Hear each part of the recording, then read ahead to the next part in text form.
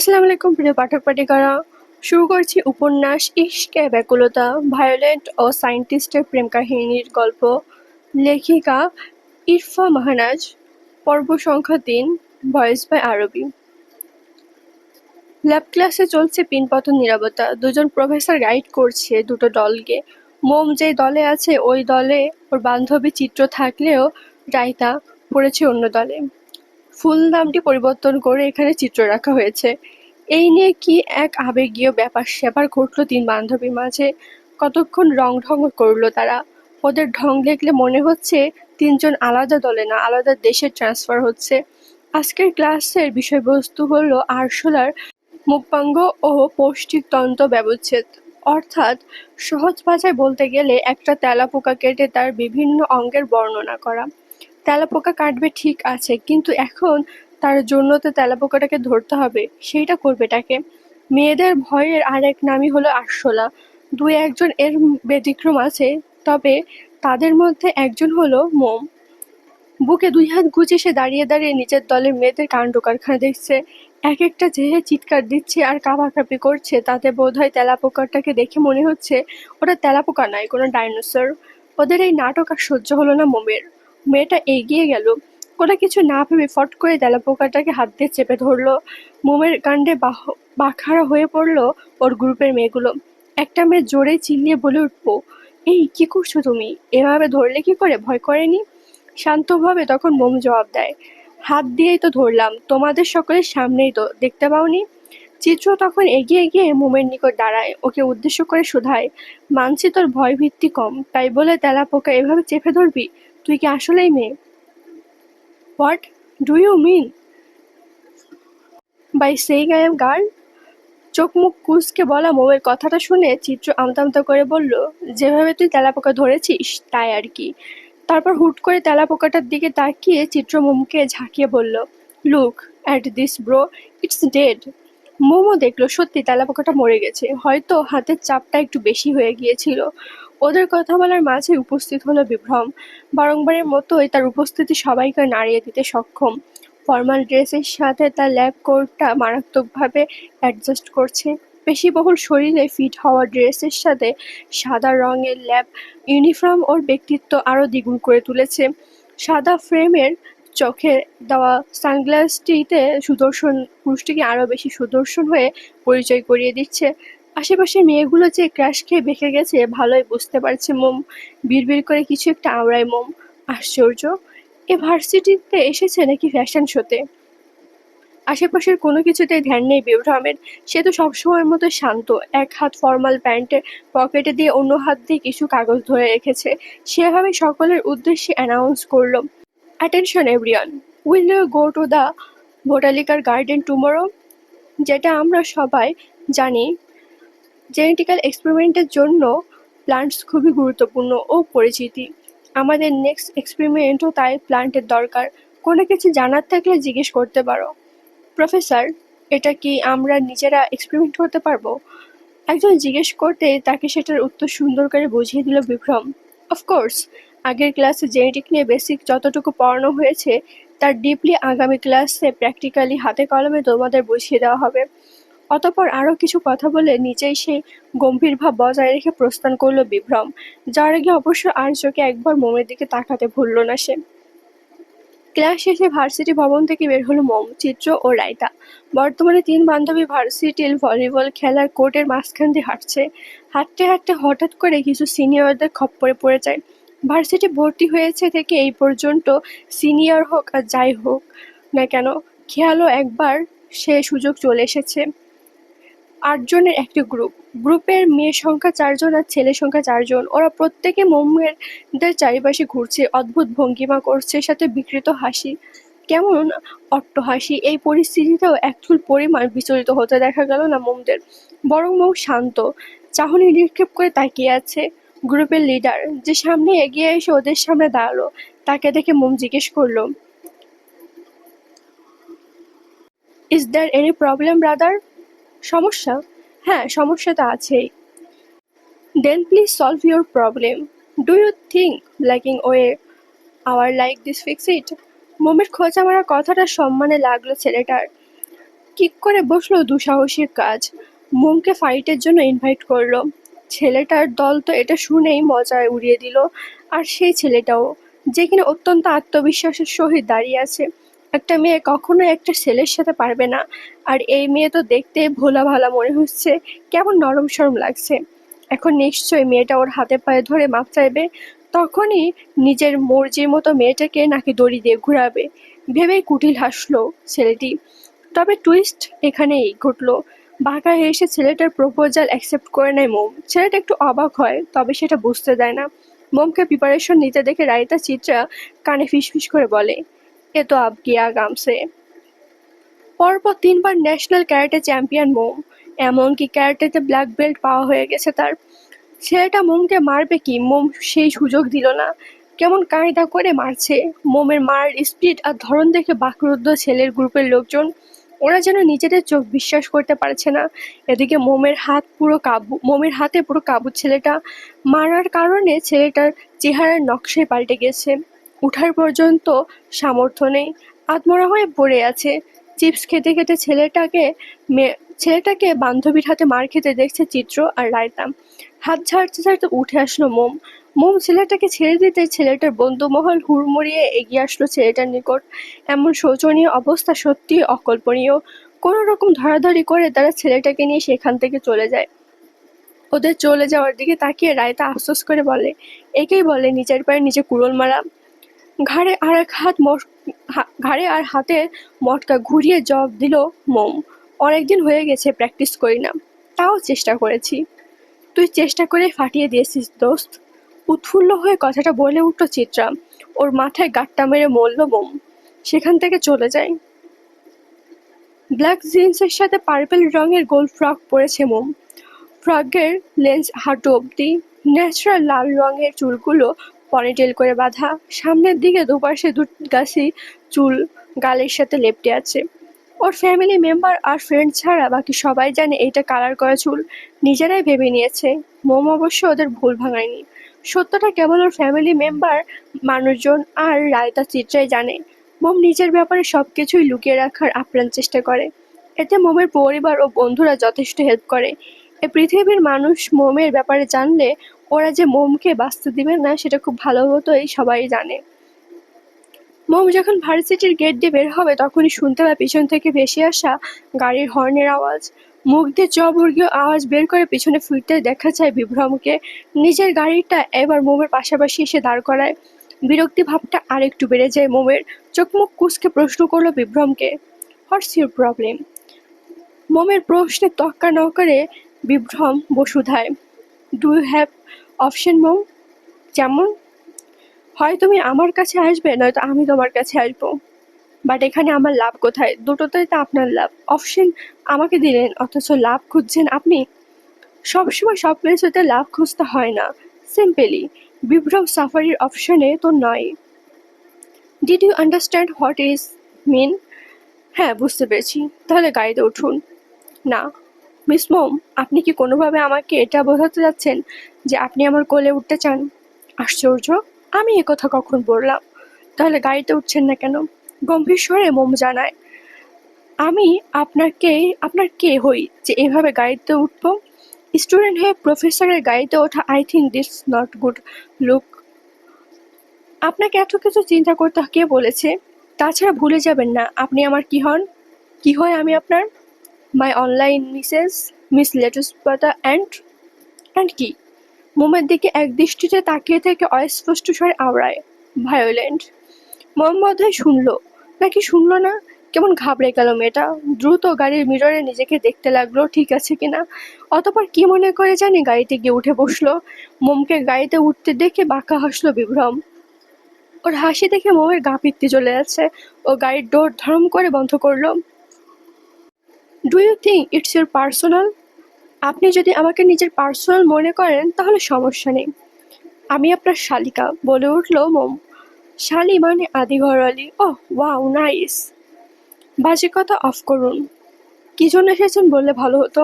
বিভ্রম চুপ হয়ে আছে, সাথে হুট করে একটা আকস্মিক ঘটনা করে বসলো।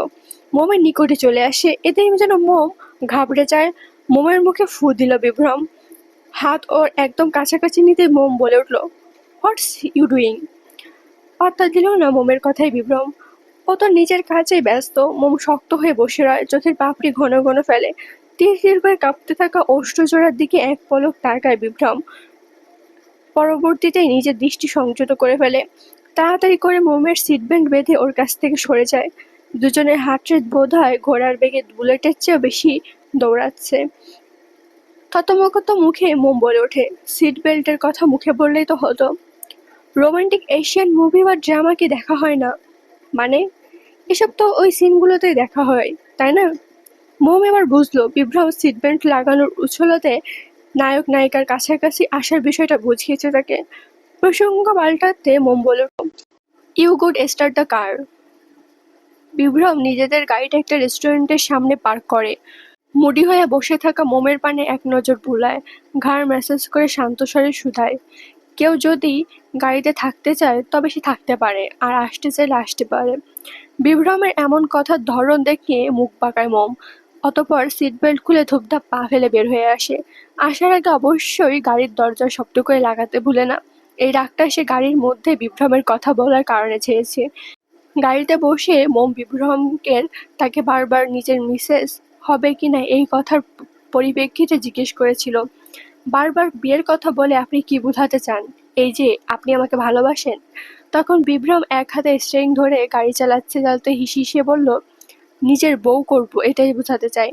ব্যাস, এতটুকু কথা হয় গাড়িতে। এরপর সব নিস্তব্ধ। মোম কথা বলেনি, কি বলবে লোকটার সাথে। আর বিভ্রম তো এমনিতেই শান্ত গোছের মানুষ। ওর যতটুকু দরকার কথা বলার মনে হবে যখন তখন সেটা বলবে। তবে বিভ্রমের মধ্যে মোম একটা জিনিস খেয়াল করেছে, লোকটা ভীষণ ঠান্ডা মাথার। না মানে মানুষ হুটহাট রেগে যায় না, এমন কিছু মোম বিভ্রমের মাঝে দেখেনি। উল্টো এত কিছু হয়ে গেল বিভ্রম কি সুন্দর শান্তভাবে হ্যান্ডেল করে নিচ্ছে। কি যে কেমন কিসমের লোক কে জানে। কল্পনা থেকে বেরিয়ে আসে মোম। নিজের পাশে কারোর উপস্থিতি টের পেতেই দেখে বিভ্রম পাশে দাঁড়িয়ে আছে, এক হাত প্যান্টের পকেটে গুজে রাখা। ওরা দাঁড়িয়েছিল তখনই কেউ একজন এসে বিভ্রমকে জড়িয়ে ধরতে নিতেই এক হাতের সাহায্যে তাকে বাধা দিল বিভ্রম। কতবার বলেছি লেসো, আমি এসব পছন্দ করি না। Just once bro. No, I said no লেসো। তবে লেসো তো লেসোই। সে বিভ্রমের কথা পাত্তা দিল না, ওকে চাপড়ে ধরলো। এবারে আর বাধা দিল না বিভ্রম। বিভ্রমকে জড়িয়ে ধরেই ওর কানে ফিসফিস করে বলল লেসো, আমি যদি ভুল না হই এই সেই মেয়ে, অ্যাম আই রাইট? মোমের দিকে তাকিয়ে থাকে বিভ্রম। মোম এতক্ষণ ওদের দিকে তাকিয়েছিল, হয়তো বলতে চাইছে এই ইংরেজি নমুনা আবার কোথা থেকে উদয় হলো।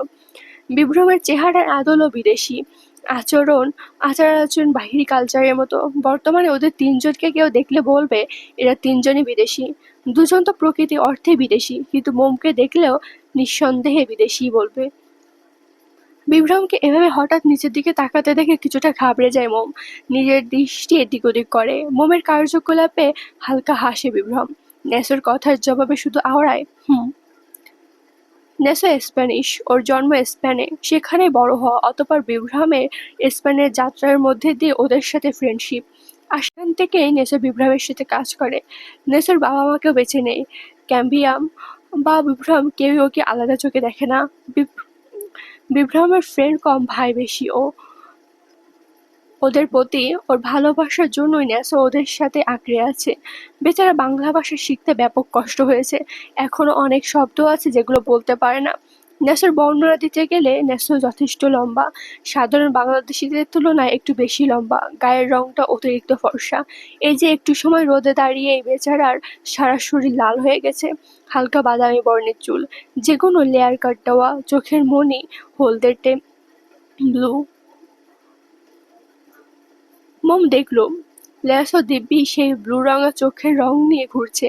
কই, ওকে তো কোনো সংকোচ বোধ করতে দেখা গেল না। তবে মোম কেন সাফার করে? মোম কেন নিজের আইরিশ কালার লুকাতে লেন্স পরে ঘোরে? ওর ভায়োলেন্ট রাঙা চোখের রং সর্বদা ওকে কেন লেন্স পরতে বাধ্য করে? বাসায় খুলে রাখলেও বাসার বাহিরে গেলে কিংবা কারোর সামনে গেলে ওকে কালো বা লেন্স পরতে হয় সবসময়। ভায়োলেট রঙের আসলে হলো নীলের সাথে লাল বেগুনি আভা মিশে এক ধরনের নরম আলো নির্ভর রং।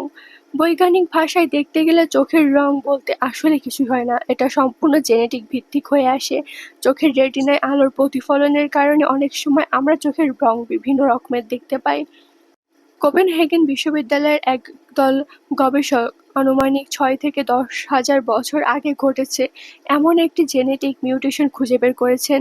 সেই দলের প্রধান অধ্যাপক রুডলফ আইবার্গ ব্যাখ্যা করেন, তৎকালে এক পর্যায়ে কোনো এক ব্যক্তি জেনেটিক মিউটেশন নিয়ে জন্মগ্রহণ করেন। সেই মিউটেশন ব্যক্তির চোখে মেলানিনের পরিমাণ সীমাবদ্ধ করে, যা চক্ষুদের প্রভাবের ফলে চোখের রং বাদামি না হয়ে নীল দেখায়। বহু বছর ধরে গবেষকরা OCA2 নামক জিনের অনুসন্ধান করছিল। OCA2 জিন নির্ধারণ করে আমাদের চোখের বাদামি রংযোগের পরিমাপ, কিন্তু নীল চোখের মানুষের চোখে এই জিনটি মোটেও ছিল না। HERC2 নামে একটি সম্পূর্ণ ভিন্ন নামে মিউটেশন পাওয়া গেছে সেই চোখে। HECRT2 রোধ করে OCA2-কে, যার অর্থ এটি বাদামি বর্ণ প্রদর্শনের বাধা দিয়ে নীল বর্ণ প্রকাশ করে।